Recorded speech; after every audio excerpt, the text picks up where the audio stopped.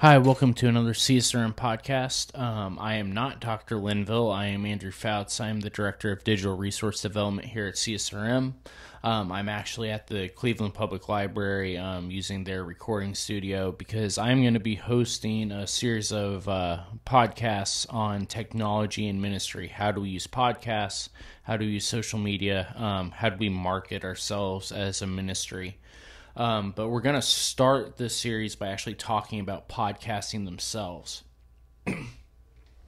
So the first thing to note is podcasting and vlogs. Vlogs are video blogs. This is a personal website or social media account that normally gets short video responses. A lot of pastors do this. Very effective. It's different than a podcast. A podcast is typically an audio-only file that's made available through the internet, either by download or subscription. And it's typically in a series or installments, just like we do here.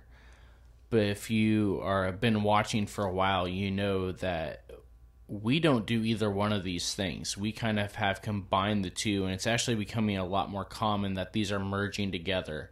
That's what we're going to start out by talking about today, is why these things have merged. And the short answer is YouTube. YouTube is the reason why these things are starting to merge together, why we are doing it this way, and why you're starting to see this become a lot more common. So we actually started our podcast series, I think 2 years ago. Dr. Linville and the board talking with our millennial expert, Garrett Price, about how can we interact more with the millennials that are starting to enter into the ministry scene. And podcasting was the number one suggestion that was offered to us. We as millennials, we have a little bit shorter attention spans, but we also want to get our information in a digital format. And so 20-minute series give us the information while we're driving, while we're working out, while we're doing all this sort of thing. Give us the information in a way that we can hear it, we can see it, and that we know what's going on. YouTube itself is in the same format right now. YouTube is actually the number 2 behind its parent company, Google, the number 2 most used website in the world. 95% of millennials use YouTube. 50% say they can't live without it. 75% are using it daily. And according to Pro Church Daily's numbers, 81% of millennials agree to the statement that their favorite activity is actually watching YouTube. And so doing these sort of things is the easiest way to reach this kind of unreached generation that we've got going on right now. Along with that, though, YouTube is very handy because it's a modern-day library. It's a portable library. You can carry it around with you in your pocket. It is a social media platform like Facebook, like Twitter, like all those other things, but it also is a search engine. And so what that means is that people are going to it to ask itself questions, to get answers, to find out how to do different things. Case in point, a few weeks ago, I was dropping my daughter off at the babysitter's house. The babysitter's husband had no idea what to do. He could not get his tie tied. His wife was nowhere nearby that normally does it. He went to his son and said, "Hey, can you tie my tie?" And he said, "No, but I can YouTube it and we can find out." That was the only way we were able to get his tie tied for him in time to be able to get to the funeral he was having to get to. YouTube is an easy access. It's used a lot, and it's a very important piece that a lot of churches are missing. According to Brady Scherer, who is the director of Pro Church Tools, Pro Church Daily, it's a video podcast that I listen to quite a bit. Brady Scherer has said that we are living the greatest communication shift since the inventing of the printing press. This is not some just fly-by-night operation. Oh, this will be here and then it'll be gone, just like a lot of other technological things. We are in the biggest communication shift since the printing press. And the church historically has not been done very good with the resources of technology.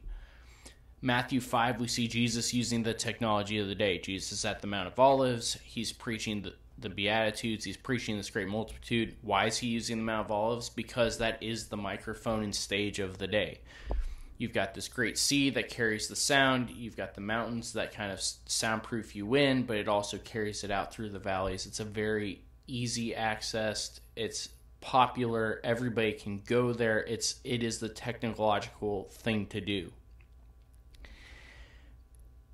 We see the early church start to use the technologies they had available 30 AD to 1000 AD. You've got the unified language of the Greeks.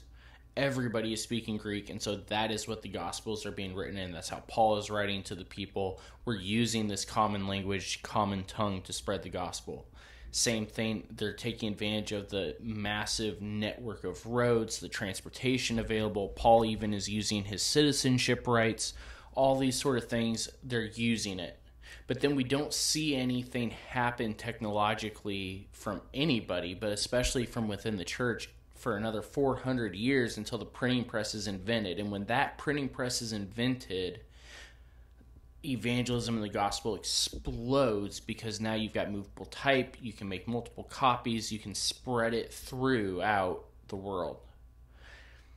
But then for the next 500 or so years, there's not been any kind of technological advancement that the church has taken advantage of. We kind of got into taking advantage of the internet when it came around the 80s and 90s. Some churches still have not taken advantage of it. Others have taken it too far. Some are doing it just right.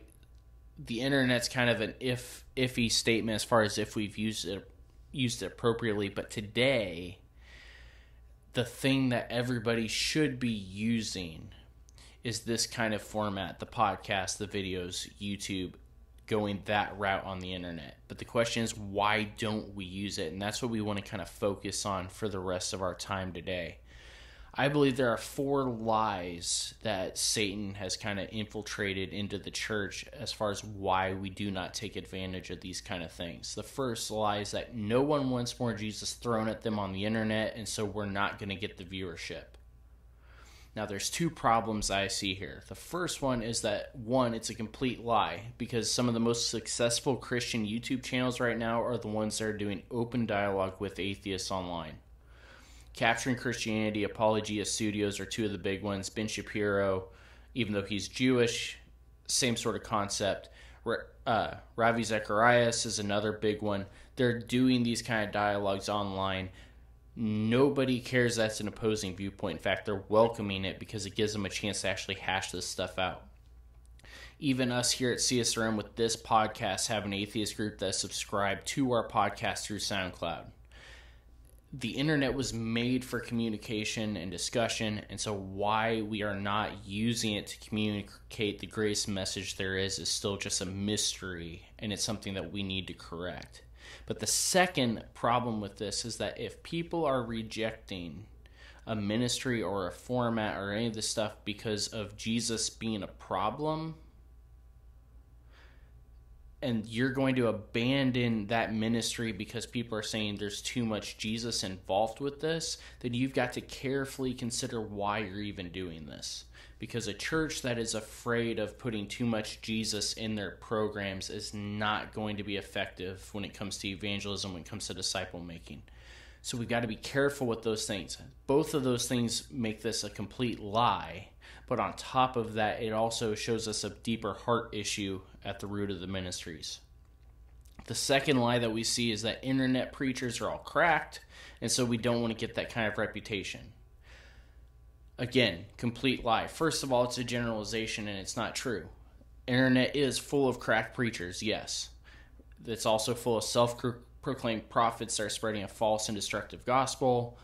But the unfortunate reality is that those same statements can be made in our actual physical churches across the world as well. That's just the way it is. The internet is not the only place you're going to find this. And so if you're going to say, because there are people out there that act like this, I'm not going to do it, you're going to have to abandon everything else that you're doing as well. Secondly, even if this was a completely true 100% statement that everybody on the internet was cracked, it's all the more reason why those of us that have healthy biblical ministries need to start showing an online presence. People are going to the internet daily for their information. They're going there daily for opinions. They're, in some cases, unfortunately, going there to be told how to think. So why are we not going to be out there sharing the gospel message as part of the whole pot that's there? If we're going to not do this, we're going to allow the only opinion to be expressed online being a false one. And that's something that we should not be okay with doing. The third lie that we see is the idea of time. I don't have time to do this kind of stuff. This is the only one that may actually be true for some people. Time is precious. Some people have more time than others. Some people don't have any time in their schedule. Some have too much. However, if this is something that you or your team feel like you are being led to do, we should be online. We should be doing the videos. We should be doing the audios. We should be doing podcasts. We should be doing interviews. We should be doing social media, all this kind of stuff. If you feel like this is something that you're being led down the road to do, then you'll be able to find time in somebody on that team's schedule or find someone within your ministry team that will be able to go and do it. Side note to this, you get to actually set the timeline as far as when this all happens. How long do these things go? We have some that last 10 minutes. We have some that last a half hour, depending on the topic and how the Spirit leads in the discussion. It all depends. We have different times that we're filming. Today, I'm filming 2 podcasts at once. A week from now, I may be filming 1. Monday, I may be filming 4. You get to mess around with the scheduling and everything like that because you're the one that decides when these things are released, when these things are edited, when these things are recorded. You'll be able to find the time to do it if this is something you're actually called to do. And the fourth lie that we see is the one that they say, I don't have the budget to do this. If you carry around a smartphone that has an internet connection, then you can do this. There is nothing standing in your way. If you have a computer with a webcam, you can do this. If you have a microphone, you can do this. If you have a library card, you can do this. I'm currently filming in a free studio right here at the Cleveland Public Library. It's not costing us anything. We've got professional equipment, professional microphone, and then I've got my laptop that's filming this. There's no telling what you can do with what you have. Dr. Linville and I normally are in a professional grade studio that belongs to our friends at First Friends Church in Canton, Ohio. Professional camera, professional soundboard, lights, green screen, everything. Like I said, I'm currently sitting in a free recording studio at Cleveland Public Library. That BSN Sports podcast that we released a couple weeks ago was filmed on location using a 12-year-old camera that actually still uses physical tapes. The Taekwondo specials that we filmed also at the Reach Gathering was filmed with an iPad. You have no idea how much you can do with such limited stuff. Most of you probably have no clue that different equipment is even being used half the time when we're doing this kind of stuff. Budget is not a hindrance or a restrictor. Your budget just determines what you're going to be using. So, with that being said, this is just the first segment of the technology talks that we're going to be doing. In the upcoming weeks, you're going to be stuck with me, unfortunately. Sorry. But we're going to be looking at the 4 C's of doing podcasts. Content. What do we put in it? Why do we do this stuff? What do we put in it? Credibility. Why would people listen to me? Why would my opinion matter? The commitment aspect. What makes people actually subscribe and want to keep coming back? And then the cost. What do we do? How do we financially do this kind of stuff? Even though we just kind of covered it a little bit, how do we actually do this financially?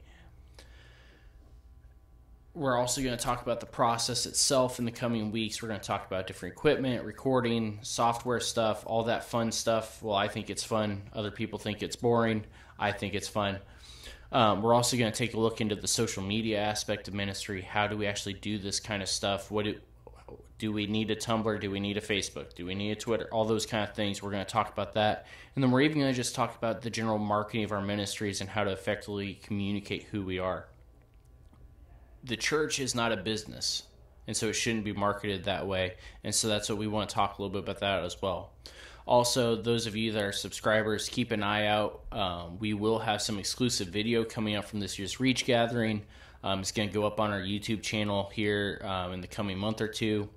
And we also do have some exciting news coming up. We are finally in the review process with Apple. And so we should be able to join Apple Podcasts here in the coming weeks, which will make it even easier for you, the sports rec and fitness practitioners, to be able to access this resource that we're offering. So I want to thank you guys for spending this little bit of time with me.